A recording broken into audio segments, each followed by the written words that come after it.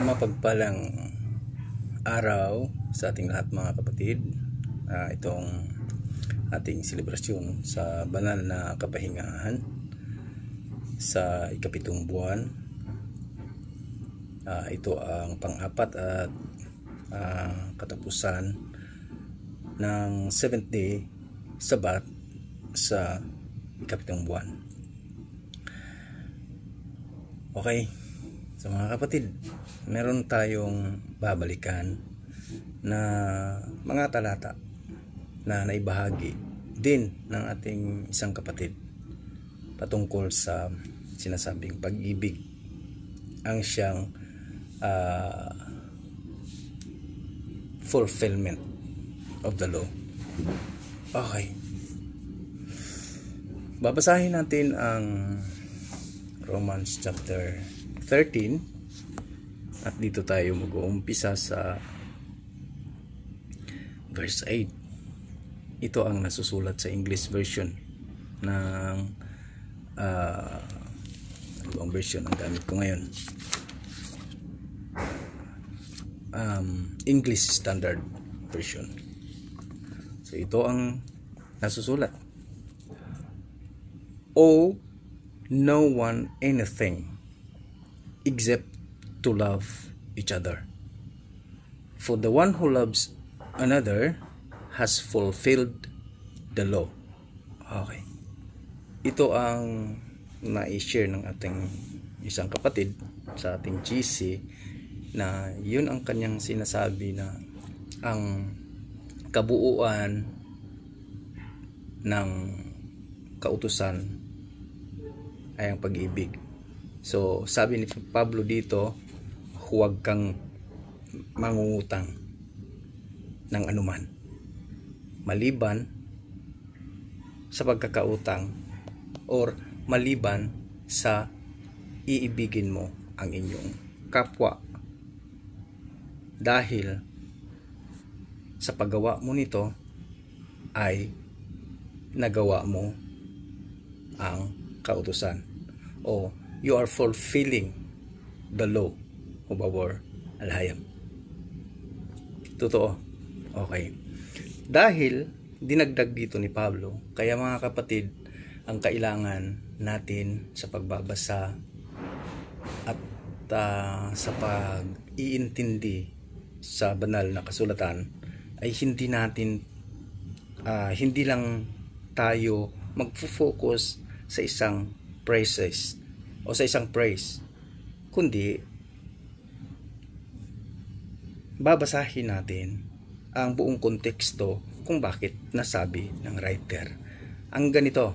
Kasi kung iisang berso lang ang ating pagbabatayan at lalaktaw na naman tayo sa isang berso upang papatunayan lang ang bersong ito, yun na ang sinasabi ng ating kapatid na si Oy Chinoona, hugot dito, tapal doon, tapal dito, hugot doon. Yun ang mangyayari.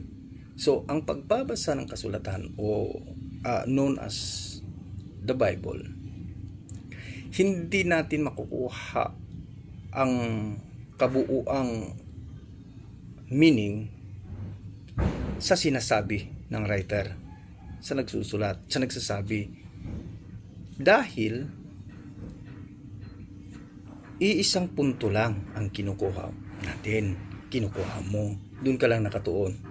Kagaya na lang ng sinasabi dito, huwag kang mangungutang ng ano paman, bagkus ibigin mo ang inyong kapwa, dahil sa paggawa mo nito ay nagawa mo na ang buong kautusan, o nagawa mo ang kautusan, has fulfilled the law.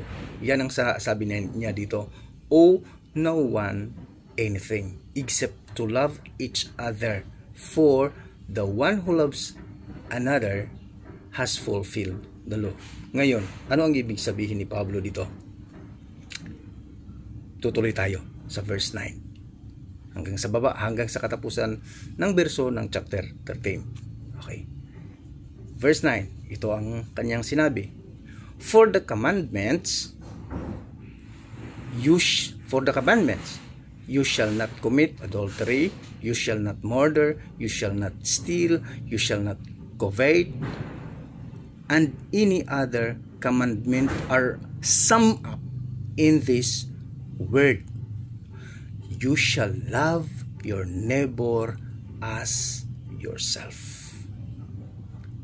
Nasa verse 9 pa lang tayo mga kapatid, natitingnan na natin kung ano ang ibig sabihin ni Paul.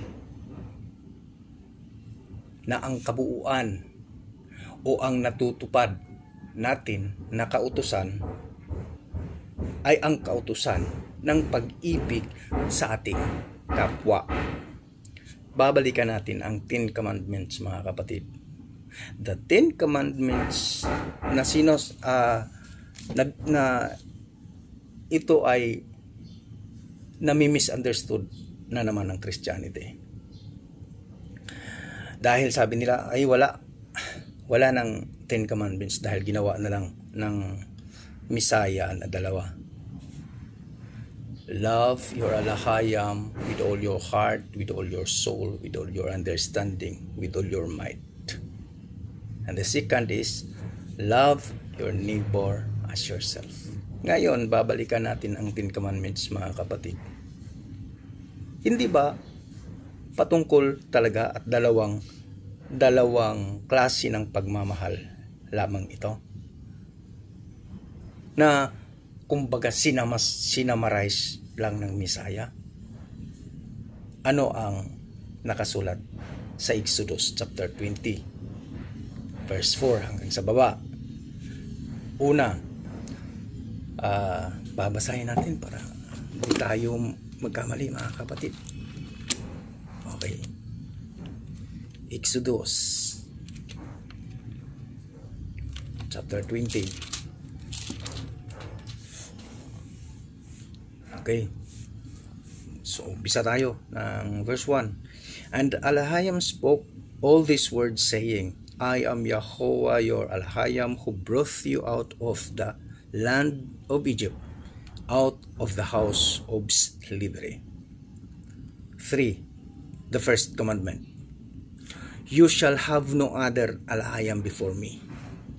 You shall not make yourself a grave image or any likeness of anything that is in heaven above, or that is in the earth beneath, or that is in the water under the earth. Pangalawang utos.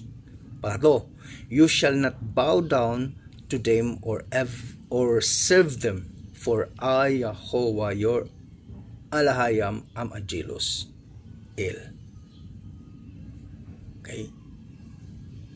Visiting the iniquity of the fathers on the children to the third and fourth generation of those who hate me, but showing steadfast love to thousands of those who love me and keep my commandments. Malinaw mga kapatid ang sinabi ng ating Alahayam, ha? Kung sino man ang susuway sa kanya na magpapagalit sa kanya, ano ang ikagagalit ng Ama? Ano ang ikagagalit ng ating Alahayam sa tao? By pushing, by disobeying His commandments. But His love continues, sabi niya, but showing steadfast love to thousands of those who love me and keep my commandments. Di ba ang Misaya? Sinabi ito ulit ng Misaya sa Book of John chapter 15 verse 14. If you love me, keep my commands. If you love me, keep my commandments. Di ba inulit ng Misaya ito? O saan ang luma at bagong tipan? Hindi ba iisa lang sila? Confirmation ang bagong tipan sa lumang tipan na tinatawag. Ngayon, babalik tayo mga kapatid sa dalawang pag-ibig na sinasabi. Pang-apat na utos. You shall not take the name of Yahuwah your Elohim in vain, for Yahuwah will not hold him guiltless who takes his name in vain. Paano pagsamantalahan ang pangalan ng Ama ng ating Elohim? Isa na yung identity theft na ginawa ng mga Griego. They will take the name of our Elohim in vain. Bakit? Pinalitan nila. Ginawa nila ang pangalan ng ating Ama na pangalan ng kanilang mga goddesses, ng kanilang mga Diyos-Diyusan. Panglima, mga kapatid, nakautusan, remember the Sabbath day to keep it holy. 6 days you shall labor and do all your works, but the 7th day is a Sabbath to Yahuwah. Ito ang ginagawa natin ngayon. Ito ang ino-observe at pinahahalagahan natin ngayon sa ating kapanahunan ngayon. Tutuloy tayo.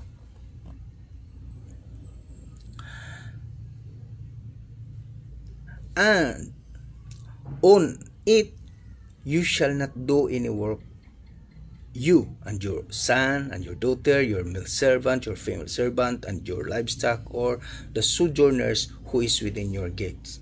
For in the 6 days Yahuwah made heavens and the earth, the sea, and all that is in them, and rested on the 7th day. Therefore Yahuwah blessed the Sabbath day and made it holy. Pang-anim na kautusan, honor your father and your mother, that your days may be long in the land that Yahuwah your Elohim is giving you.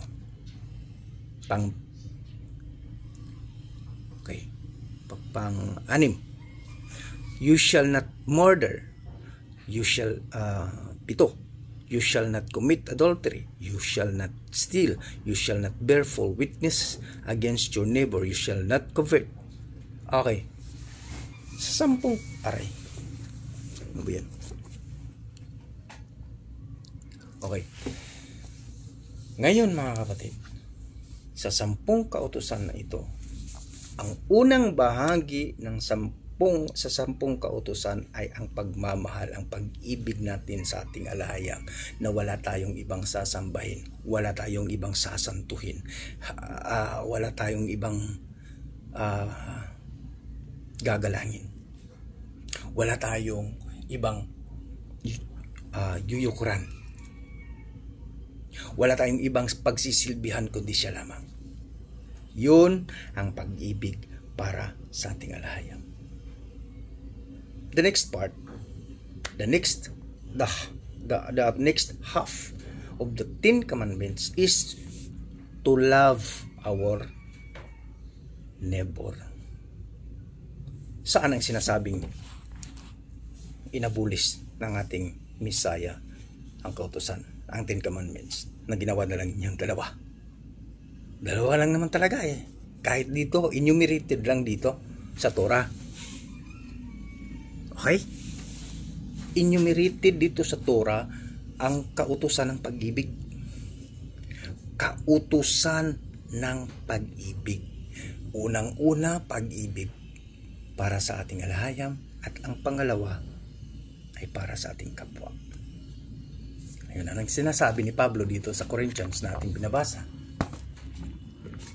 Mga kapatid, sa chapter 8 ng Corinthians, 13 ng Corinthians, verse 8.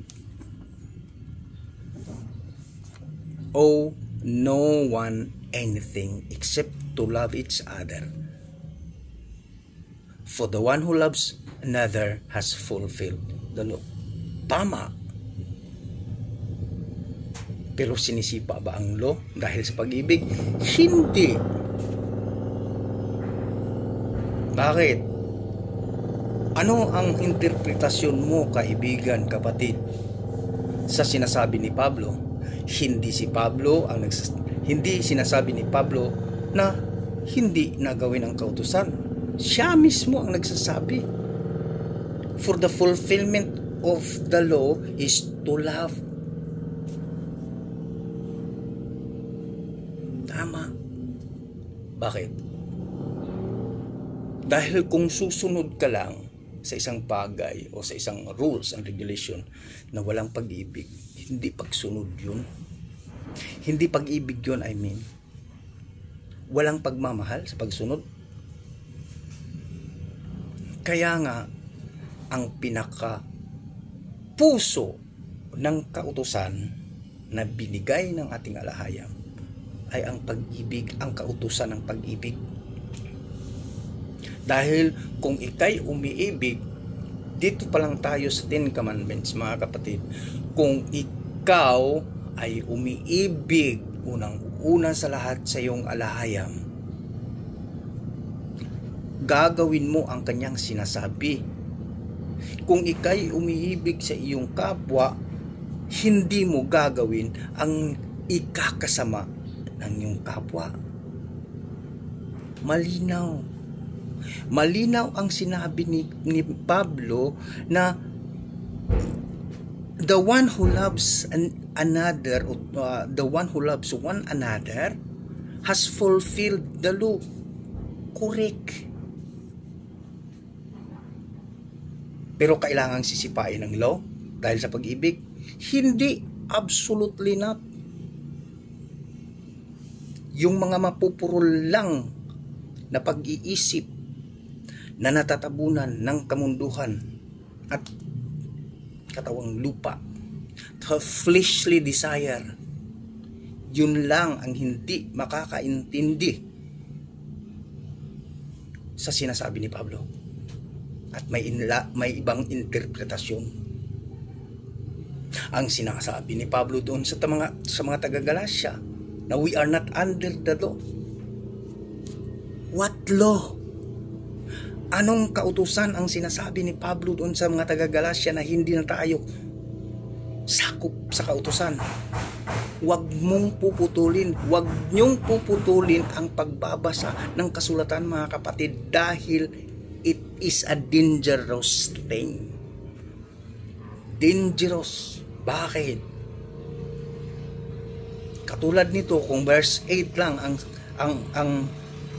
ang babasahin mo at ang iisipin mo, kailangan ko lang na iibigin ang aking kapwa, nagawa ko na ang kautusan.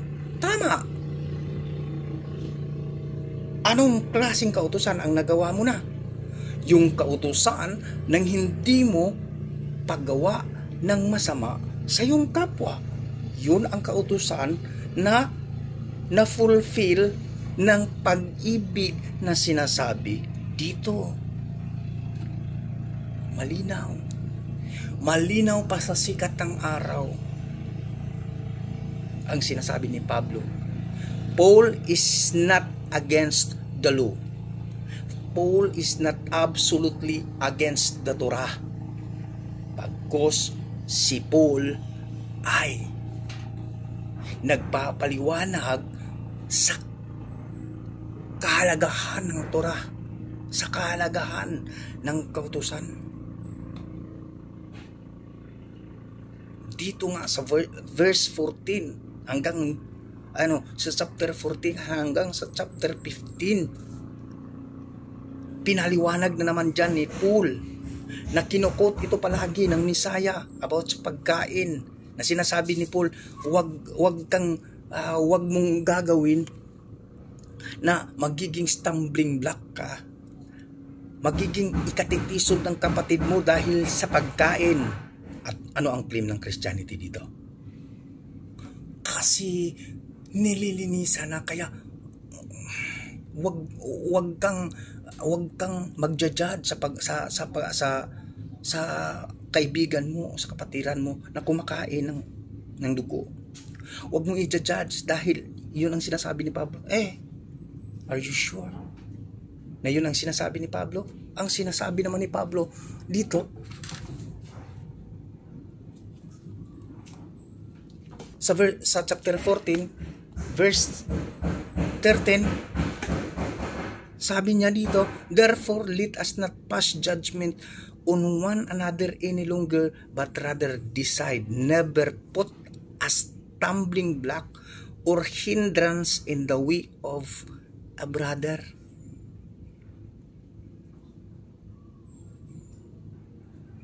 I know and I am persuaded in Messiah Yahushua that anything is unclean in itself, but it is unclean for anyone who thinks it unclean. For if your brother is grieved by what you eat, you are no longer walking in love. O, ano na? Kung sinasabi natin mga kapatid na tayo'y umiibig sa ating mga kapatiran, ngunit nagiging stumbling block ka sa iyong kapatid dahil ikay kumakain sa pinagbabawal na pagkain. Nadidismaya ang iyong kapatid dahil kumakain ka sa ipinagbabawal ng ating alahayam. Ano ka ngayon?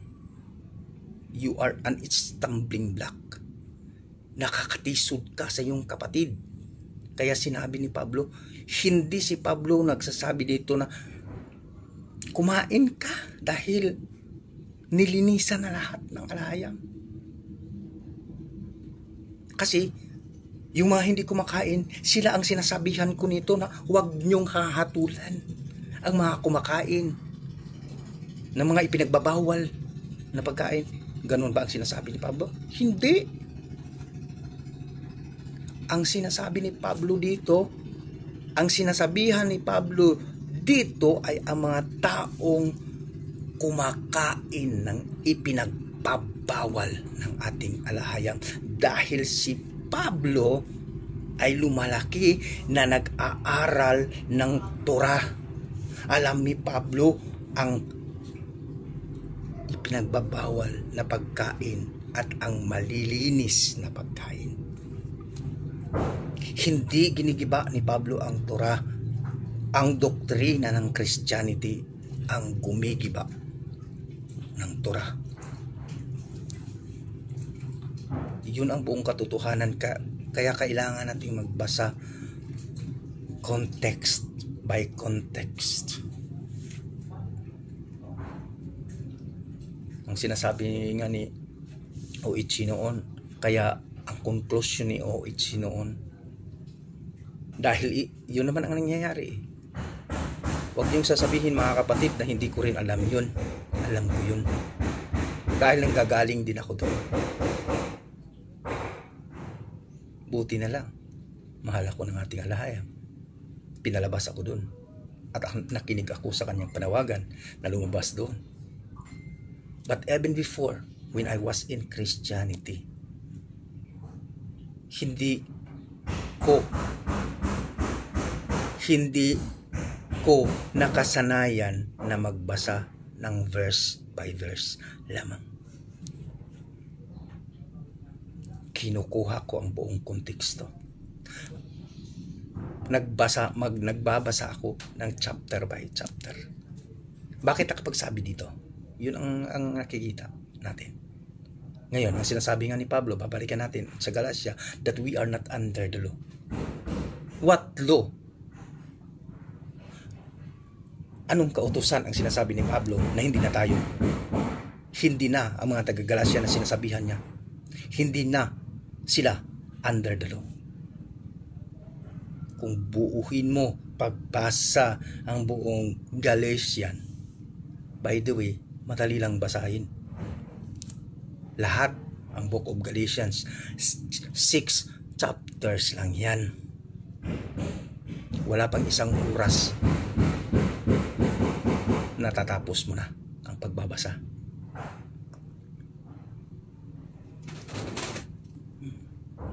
Kaya sabi nga ni Brother Ronnie, I am not a Christian, but I believe what the scripture said. I believe what the Bible, what is in the Bible. what is in kung ano man ang nakasulat sa Biblia. Tama.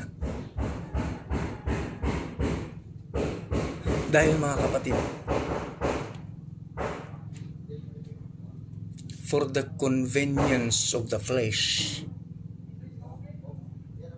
ito ang patuloy na inahahain ng adversaryo. For the convenience of the flesh.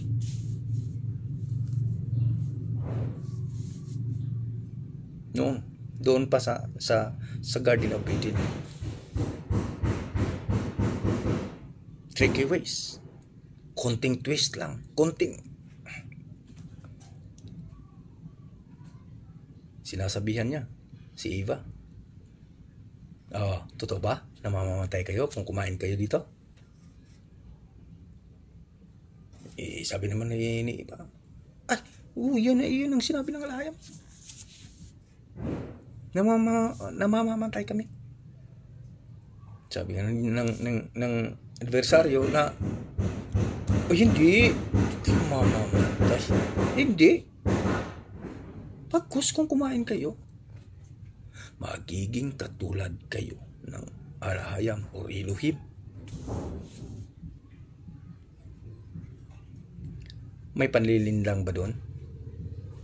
Sabi nga sa paliwanag ni Offering, hindi naman nagsisinungaling ang adversaryo sa pagkasabi niya doon, dahil yun naman ang katotohanan. Totoo nga ang sinabi ng adversaryo, pero may panlilinlang pa rin doon. Bakit niyang ginawa? Bakit inuunahan niya ang plano ng alahayam? Bakit siya ang nagsasabi?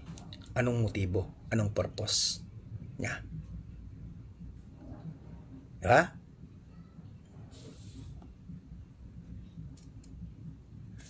Half truth na tinatawag, yung tinatawag na half truth, yung yung kalahating katotohanan. Parang buong katotohanan na rin yun, di ba? Pag sinasabi mo, lalong-lalo na kung ang sinasabihan mo ay walang kaalam-alam, walang kamuwang-muwang. Sabihan mo, ako, sa experience ko mga kapatid noon, nung hindi pa ako nagbabasa nito, nung nasa RC pa ako, yung mga naging Christians na nagsasalita sa akin ng mga verso, although hindi kaagad nila ako nakukumbinsi, pero sinasabi ko sa isip ko, ang gagaling ha.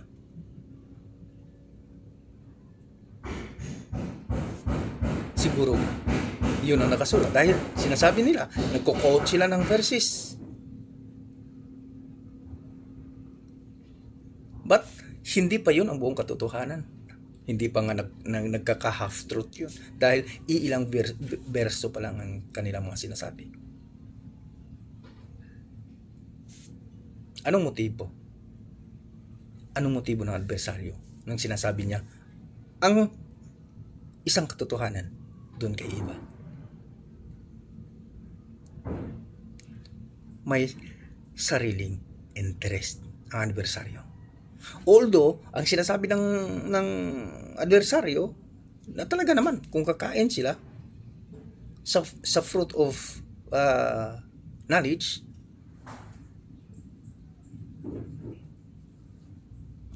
magiging kapariha. Ano bang pinaka-akma na salita?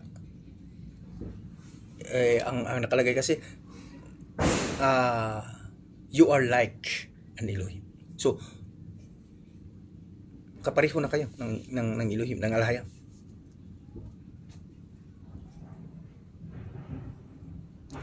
Totoo naman eh.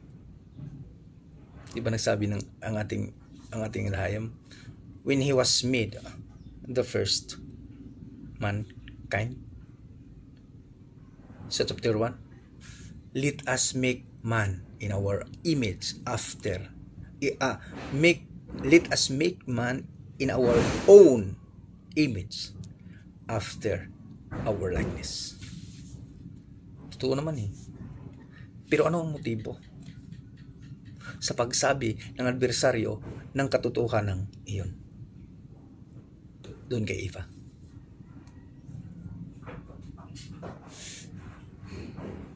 Trabaho ba ng adversaryo ang pagpapaalam kay Eva at kay Dan sa kanilang true identity? Hindi.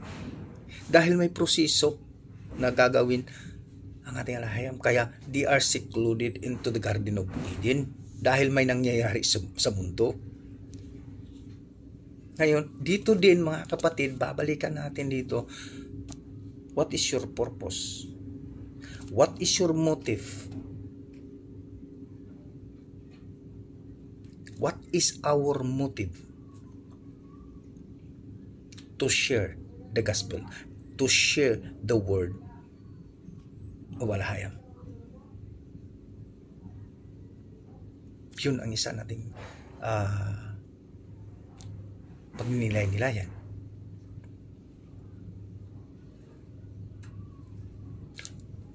Kung ang pakay natin mga kapatid, kung ang desire natin, ang motibo natin ay maliwanagan ang ating mga kapatiran sa salita ng ating alahayam, ibibigay natin lahat, ang buo, katulad na lang ang ating binabasa ngayon.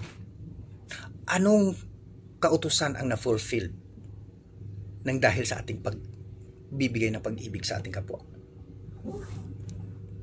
Ini yung kautusan ng part of the Ten Commandments, ang half part of the Ten Commandments, yung para sa kapwa. Malinaw naman ang sinabi ni Pablo eh. Huwag kang mangungutang ng kung anuman sa iyong kapwa. Bagkus, maliban. Sabi niya, maliban sa pag-ibig. Sa pag-iibigan ng bawat isa. Dahil sa paggawa mo ng ng iibigin mo ng iyong kapwa,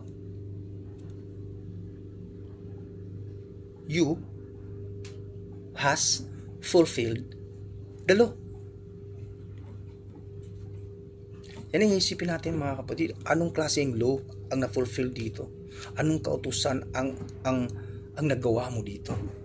Hindi yung kautusan ng pag-ibig para sa kapwa, wag mo lahatin muna. Read it briefly and continually. Ano ang sinasabi ng kontekstong ito? Dahil it is dangerous to cut off, to cut down ng salita ng ating alahayam.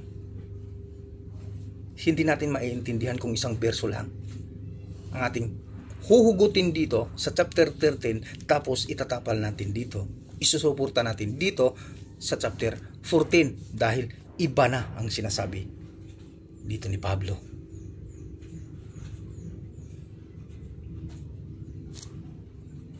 Dito sa chapter 14 verse 13 hanggang sa baba, causing to others to be stumbled concerning the food. So hindi mo pwedeng ilalapat dito ang chapter 13 verse 8. Hindi, dahil iba ang sinasabi dito ni Pablo. Ngayon kung lalahatin mo, ano na ang mangyayari? Kung irarambol natin, ano na ang mangyayari?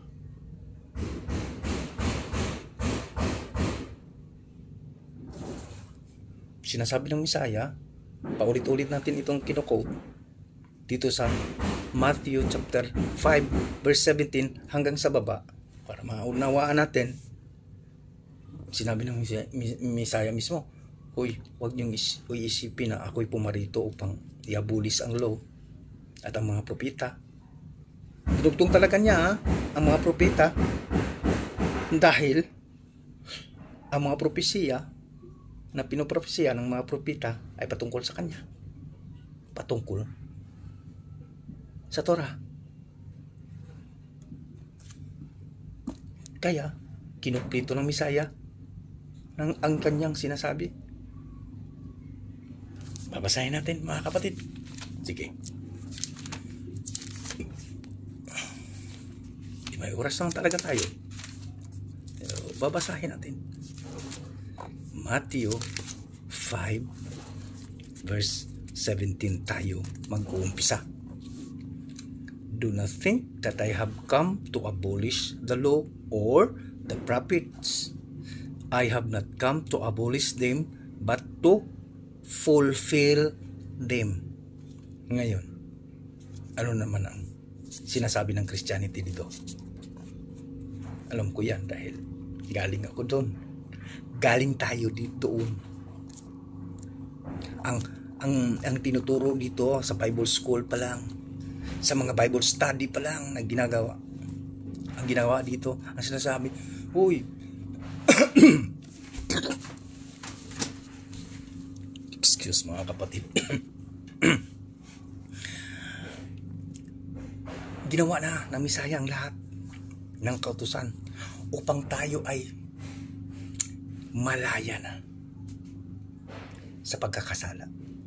Are you sure? Yun ang sinasabi ng Misaya. Ginawa na ng Misaya ito dahil alam ng Misaya, alam ng alahayam na hindi magagawa ng tao ang kautusan na binigay niya. How dare you to say that? Igsuon. Saan mo hinuhugot? Saan natin hinuhugot ang pagkasabing ginawa na ng Misaya ang lahat? Ginanap na ng Misaya ang lahat ng kautusan dahil hindi kaya ng tao. Saan? Saan sa kasulatang ito natin mababasa na ginawa na nga ng Misaya ang lahat dahil hindi magagawa ng tao, hindi kakayanin ng tao, hindi kaya ng tao. Saan? Kung makakapagbigay tayo, makakapagbigay ka, kapatid,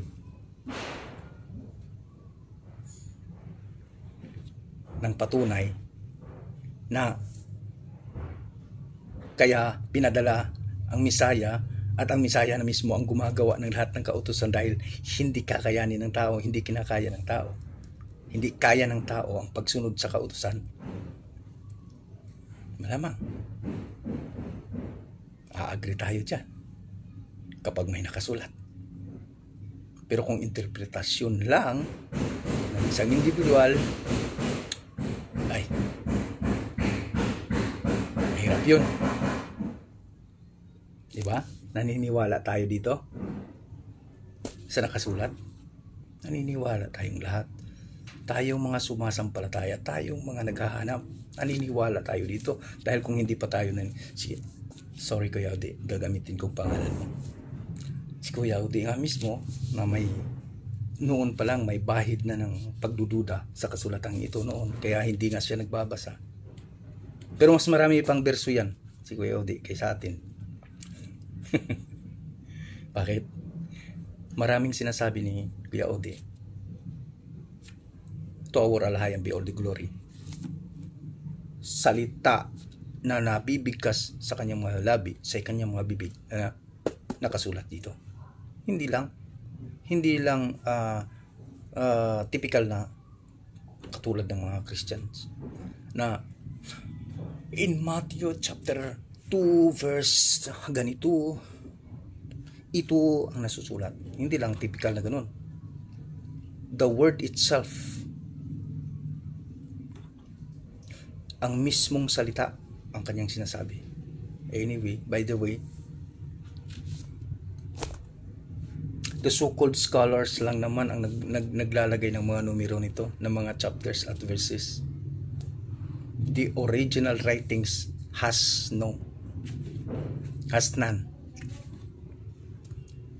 Walang mga verso-verso, walang mga chapter-chapter. Balik tayo mga kapatid. Hindi ba talaga kaya ng tao? ang ibinigay na kautusan ng ating alahayam? Ganun ba talaga ang pag-iisip natin, ang iniisip natin sa ating alahayam, na nagbibigay siya ng kautusan sa tao na hindi magawa ng tao? Ginawa yata natin ang ating alahayam na hindi nag-iisip. Ginawa yata natin ang ating alahayam na siya pa ang nagpapahirap ng tao, na nagbibigay siya ng pasulit na wala palang sagot, hindi pala kaya sagutin, hindi pala kayang gawin. Ganun ba ang ibig nating sabihin? Dito mga kapatid, ating pagninilay-nilayan nga. Bakit? Hindi ba talaga kaya ng tao ang inuutos? Yung 10 Commandments, hindi ba kaya ng tao? Yung mga binigay ng alahayam na mga tinatawag ng theology na rituals, yung mga pag-aalay, hindi ba kaya ng tao? Bakit kinakaya ng mga Israelita noon nung sila'y hindi pa nagre-rebuild? Bakit kinakaya nila? Baka sasabihin na naman ng Christianity ngayon, ng utak Kristiyano, na kaya nga inabulis na May sinabi ang kasulatan na inabulis. Ang Misaya nga mismo hindi nagsasabi nga mismo ang Misaya na hindi inabulis. Bakit? Sa mga sitwasyon, bakit nahahayaan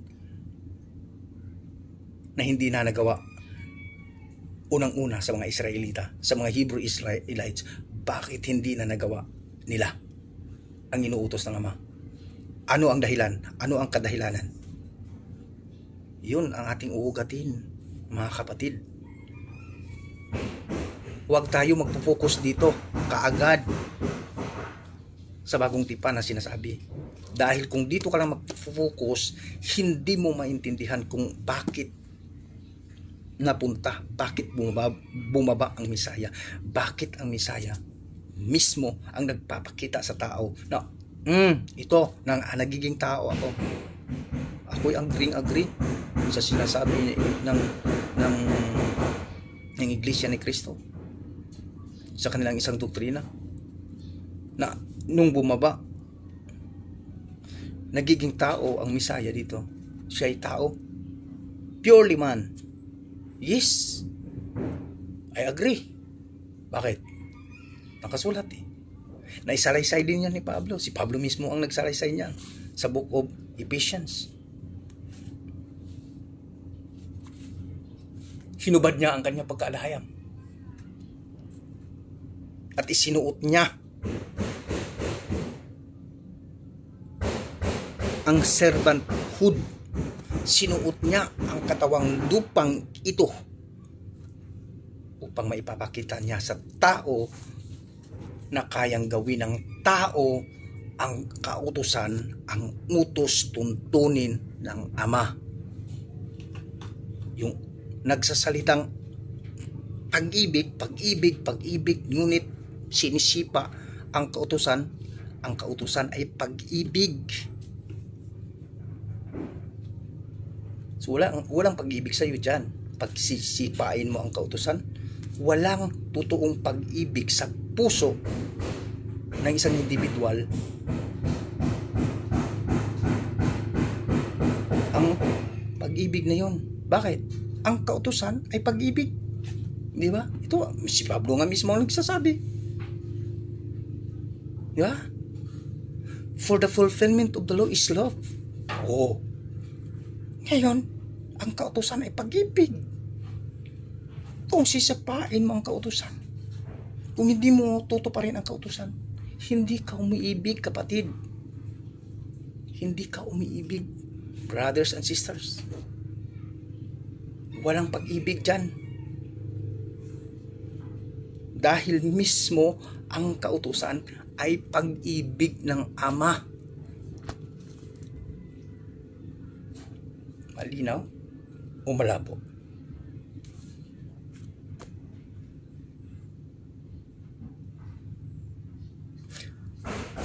pasensya nga pala kung kung medyo ang intonation ko siguro or whatsoever sa pagsasalita ko ngayon ay medyo mabibigat or what, dahil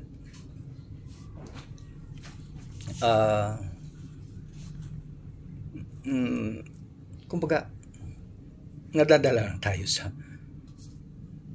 ating pag i-elaborate sa salita ng ating alahayam. Tuloy tayo mga kapatid. Okay. Verse 10. Okay. Babalik tayo. Umpisa tayo sa verse 8. Owe no one anything except to love each other, for the one who loves another has fulfilled the law. Verse 9. For the commandments, you shall not commit adultery, you shall not murder, you shall not steal, you shall not covet, and any other commandments are summed up in this word: you shall love your neighbor as yourself. Verse 10. Love does no wrong to a neighbor. Klaro. Therefore, love is the fulfilling of the law. Besides this, you know the time, that the hour has come for you to wake from sleep. For salvation is nearer to us now than when we first believed. The night is far gone, the day is at the hand. So then let us cast off the works of darkness and put on the armor of light.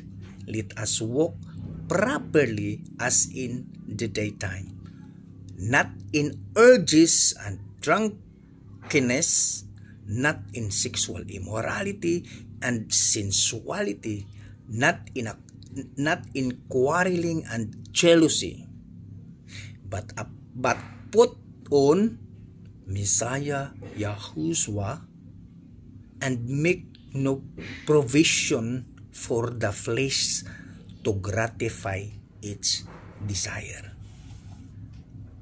Ngayon, malinaw na ang sinabi ni Pablo sa verse 8. Sa pagtutuloy natin sa pagbasa hanggang sa verse 14, sa last verse ng chapter 13. Kung ano ang pinatutungkulan ni Pablo. Sinisipa ba ang kautusan dahil sa pag-ibig? Hindi. Pagkos na fulfill ang kautusan sa pamamagitan ng pag-ibig. Anong kautusan ang na-fulfill dito? Yung kautusan ng hindi mo paggawa ng masama sa iyong kapwa. Yun ang mismong fulfillment sa kautusan ito. Pag-ibig ang siyang fulfillment sa kautusan para sa iyong kapwa. Ngayon, tatalakayin natin ang pag-ibig natin on how to fulfill the law concerning to our alhayam. Babalikan natin ang Exodus 20. Anong sinasabi? Kapatid,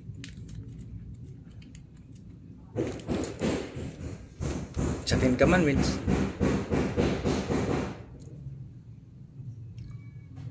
unang pag-ibig, unang kautusan pala, unang kautusan para sa ating alhayam: you shall have no other alahayam or Elohim before me.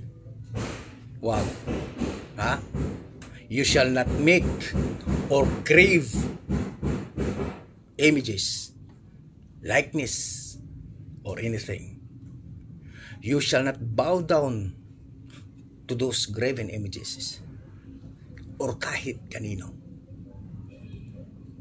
Dahil siya'y nagsisilos. Siya'y siluso.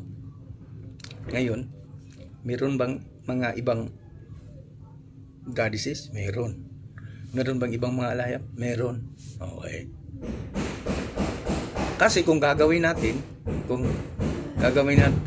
sasambahin ang ibang mga alahayam, ibang mga Elohim, nagsisilos siya at magagalit siya. Yun ang nakasulat. Do not bow down to them or serve them, for I, Yahovah, your Alahayam, Agilos Al. Visiting the iniquity of the fathers on the children to the third and fourth generation to those who hate me. Ginagalit niya. Galit tayo sa kanya kung gagawa tayo o sasamba tayo o maniniwala tayo sa ibang individual, sa ibang mga kahit tao nga na katulad mo, katulad natin. Kapag ipapalit natin ang ating pag-ibig at ating focus doon sa kanya at maibabaling sa kung sino man, na ipapakita natin ang ating galit sa kanya at siya magagalit din. Okay? You shall not take the name of Yahovah your Alahayam in vain. Sa mga walang katuturan, kaya hindi pwedeng papalitan ang pangalan ng ating Alahayam ng pagano at mga pangalan ng mga Diyos-Diyusan ng mga pagano. Okay? At wag natin gagamitin ang pangalan ng Ama para sa mga personal interests, mga kapatid. You shall not take the name of Yahovah your Alahayam in vain, sa mga walang katuturan or sa mga personal interests whatsoever. Gagamitin natin ang pangalan ng ating Ama dahil para lang tayo makakapag-gain ng pabor sa ating kapwa. Bawal. Nakasulat. Gagamitin natin ang pangalan ng ating Alahayam para lang magtitake advantage. Dangerous. Gagamitin natin ang pangalan ng ating Alahayam para lang tayo makakapag-gain ng trust sa ating kapwa. Dangerous. Utos yun. Remember the Sabbath day to keep it holy. Utos iyon, kapatid. Sinisipa ba yan ng Misaya? Hindi. Nagsasabat ba ang ating Misaya? Yes, absolutely. Lahat ng kapistahan na sinusunod, ino-observe ng Misaya. 7th Sabbath, Feast of Tents, Feast of Loud Noise, Trumpets. Passover nga siya na mismo.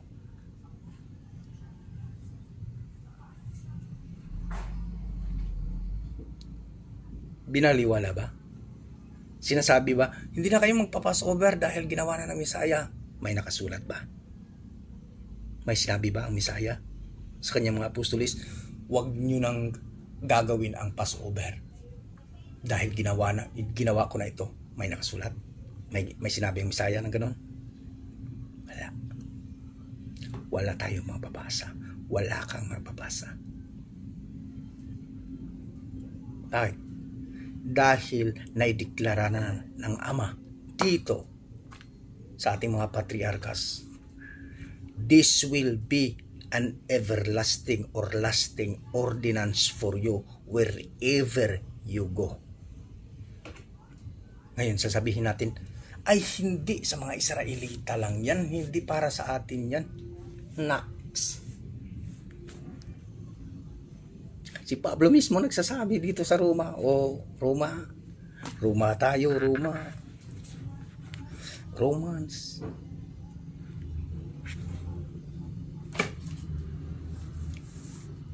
Babasahin natin ang Book of Romans chapter 15, mga kapatid. kung ano ang sinasabi ni Pablo. Chapter 15. Ito ang sinasabi niya. Mga hintil ba tayo? Yun ang claims ng mga Christians. We are Gentiles. Ngayon, anong sinasabi ni Pablo dito? Saan nagko-quote si Pablo? Saan mas magaling si Pablo? Sa Torah pa rin. Okay. Verse 8 ng chapter 15. For I tell you that Messiah became a servant to the circumcised to show Alahayam's truthfulness in order to confirm the promises given to the patriarchs, and in order that the Gentiles might glorify Alahayam for His mercy. Tingnan nyo kung sa mga Israelita lang ba. Therefore, as it is written, therefore, I will praise you among the Gentiles and sing to your name. And again, it is said, rejoice, O Gentiles, with His people. Ano ang sinasabi ng mga patriarka? Ano ang sinasabi ni Prophet David na kinukot ni Paul? Sinasabi niya dito, pagmaya kamong mga hintil, kauban sa iyang mga katauhan. Yun ang sinasabi sa Bisaya from English. Tagalogin natin. Ano ba yung rejoice na Tagalog?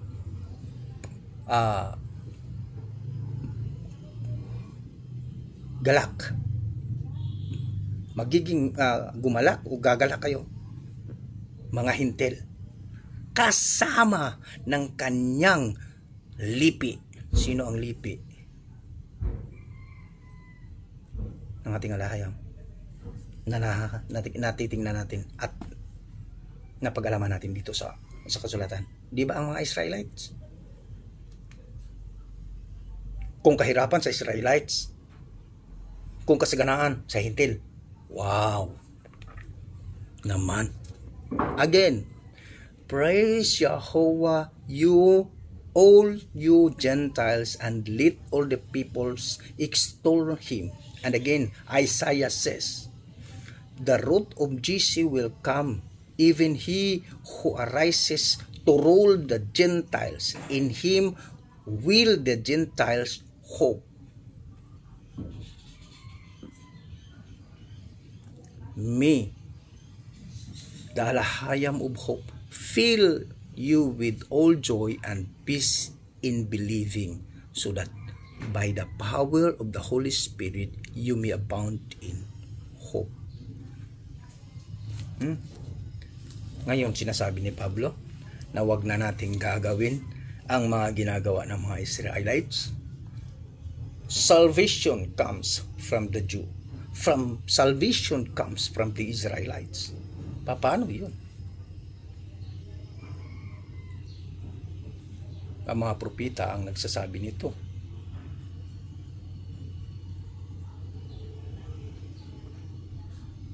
Kaya hindi pwede. Kung tayo man ay hindi bloodline ni Israel, pero malinaw na ang sinasabi ni Brother Ronnie.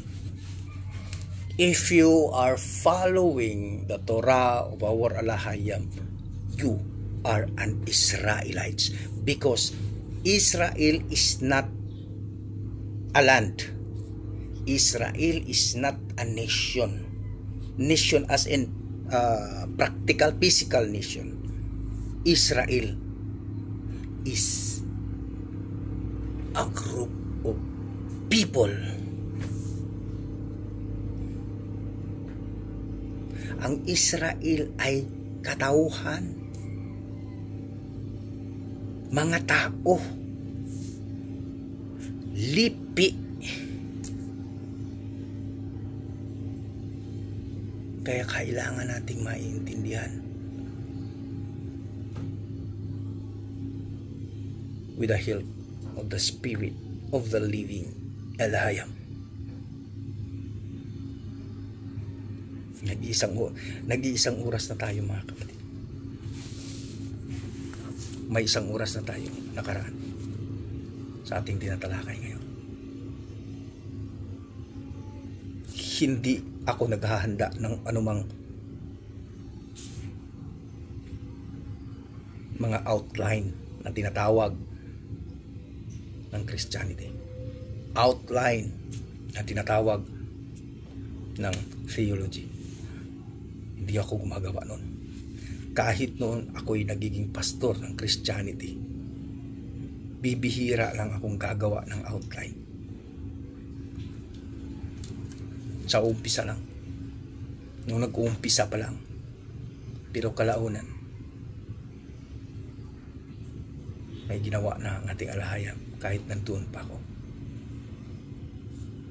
Kahit anong gawa ko, kahit anong handa ko sa araw ng Biyernes o Sabado dahil Linggo, pagsamba, gagawa ng outline. Mag self-study, study, ang daming libro, hugot dito, tapal doon.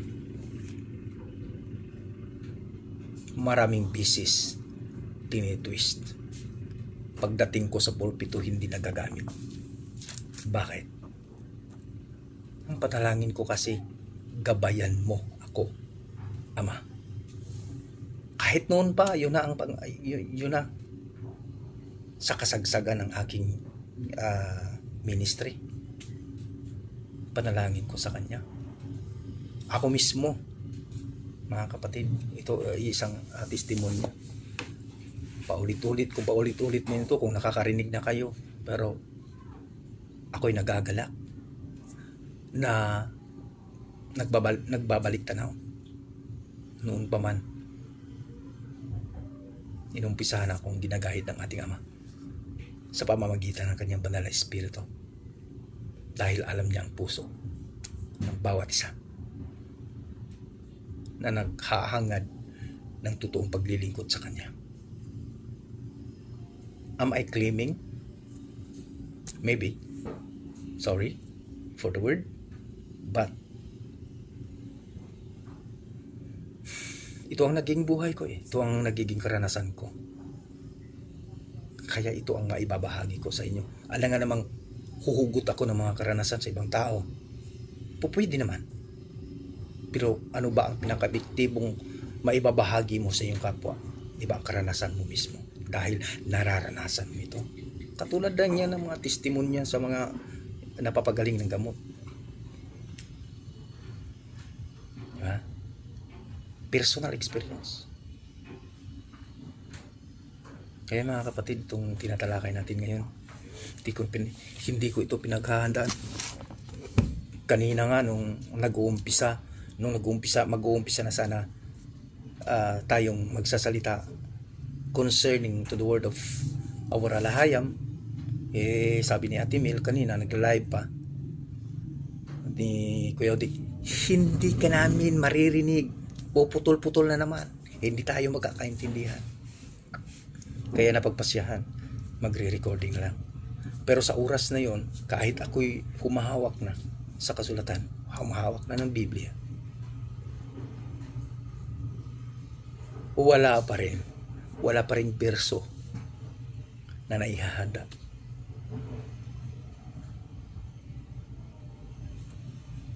Pwede ba yan? Sa theology, hindi pwede yun. Sa rules of pulpit, hindi pwede yun. Yung wala tayo outline. Pero sa rules of alahayam, everything's possible. Hallelujah. Kaya mga kapatid, sana ay ang bawat isa ay makakapag-reflect kung bakit nangyayari ang mga sitwasyon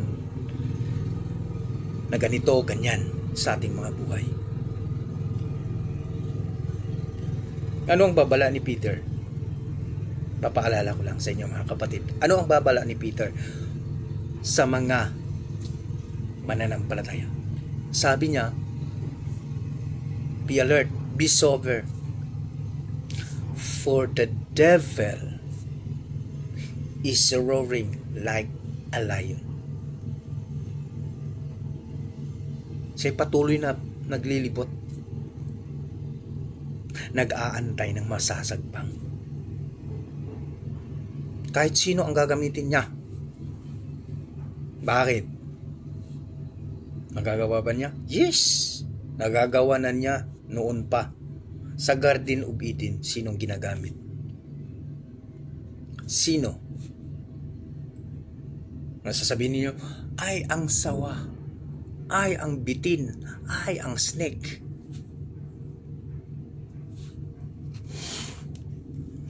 Sa account na meron tayo ngayon na nabasa, kahit sino pa yung ginamit niya, kahit siya mismo pa yun, dahil nga sa mga translation, may tinatalakay nga dyan si Sir Offering, ang ating isang kapatid, na ang true translation o nakasulat from the Hebrew, kung ita-translate sa English, ay shining once. Kumukutip-kutip-tap, mga ganun. Shining one. Kaya ngayon hindi nga natakot si Eve, di ba? May katuturan ang sinabi ni Brother Offering.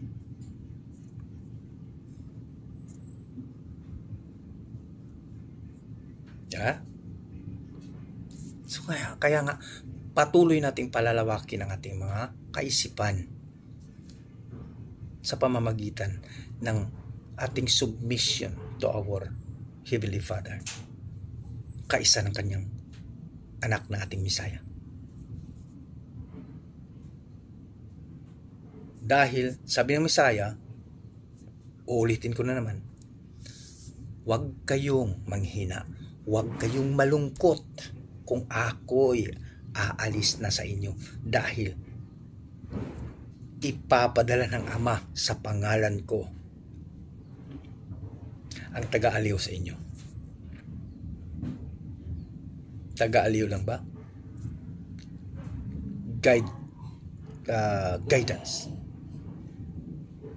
Ang banal na Espiritu. Kaya mga kapatid, sa Book of Romans pa rin, i-quote natin. Sabi ni Paul sa Romans chapter 8 from verse 11 hanggang sa baba, sinasabi doon ni Paul, at isummarize ko ang kanyang pagkasabi, that the Spirit of Alahayam confirms to our spirit that we are His children. Bakit? Sinasabi niya doon sa librong iyon about sa prayer. Sabi niya, hindi tayo marurunong manalangin. Kaya sinasamahan tayo. Kaya tinulungan tayo, tutulungan tayo ng mga panalangin na hindi mabibigkas ng ating mga labi, ng ating mga dila, ng ating baba.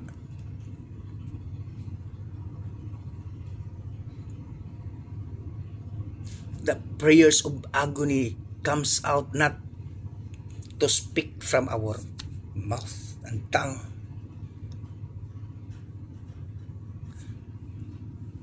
but the agony of the Spirit. For the Spirit Himself confirms, the Spirit of Alahayam confirms to our spirit that we are His children. Sino lang ang makakaranas nito? Yung mga totoong nagsusumamo, mga totoong nagsusubmit ng kanilang mga sarili, yung mga totoong nagtitiwala, yung mga totoong naghahanap, yung mga totoong naghahangad ng guidance ng ating alahayam. Yung mga totoong natatakot sa Kanya at sa Kanyang pangalan. Yun ang mga tinatawag na children of alahayam, children of Elohim.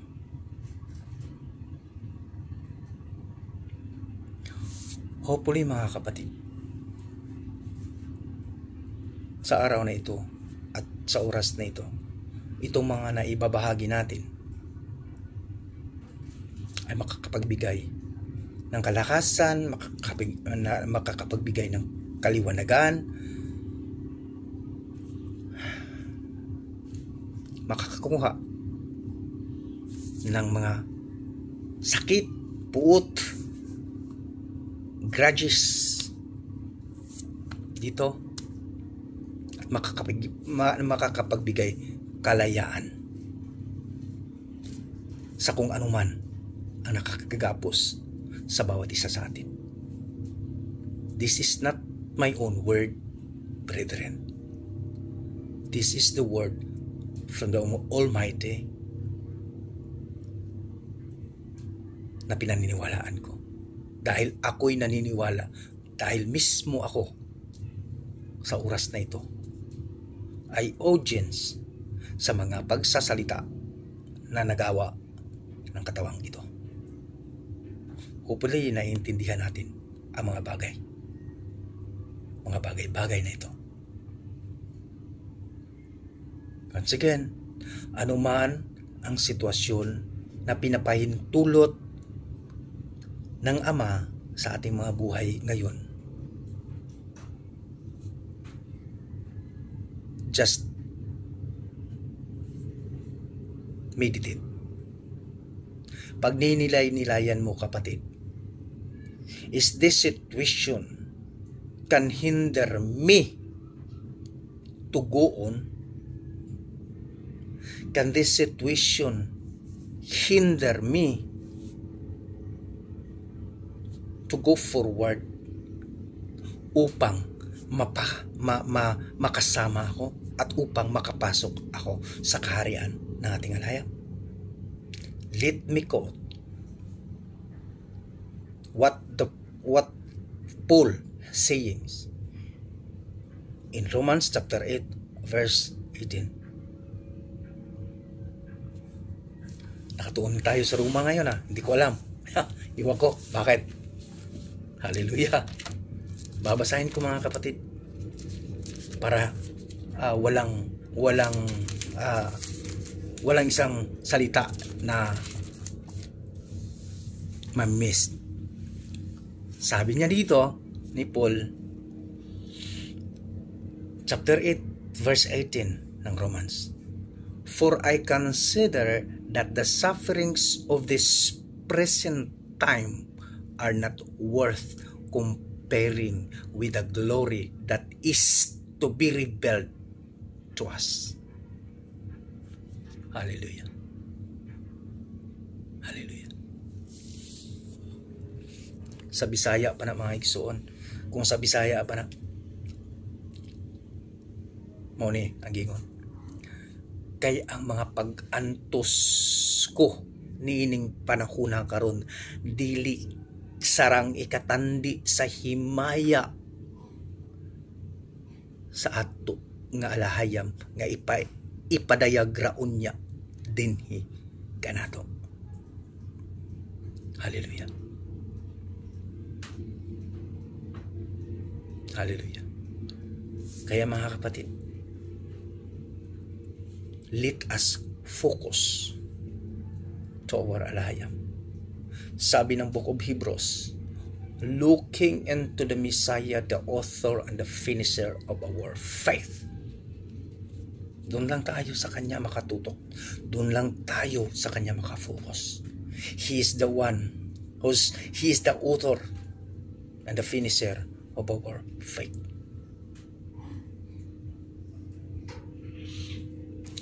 Paul says in one of his writing, do not focus, do not look at to the things beneath or in this world, but look at the divine things for the eternal. Hallelujah.